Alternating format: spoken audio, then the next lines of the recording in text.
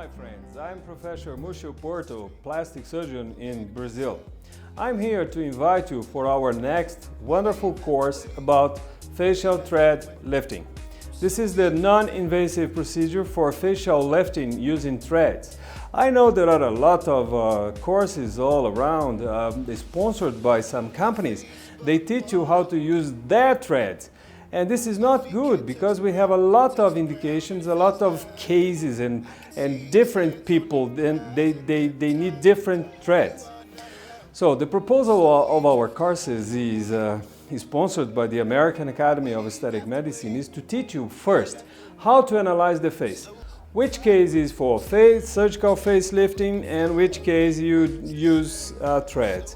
And especially what kind of threads you will choose to use on your patients, because there are a lot of confusions. I will give you my experience and some tips how to choose the best thing. I think you will love our course and it will be held in Dubai. I'm really think that it will be a very good thing for your practice as a aesthetic doctor.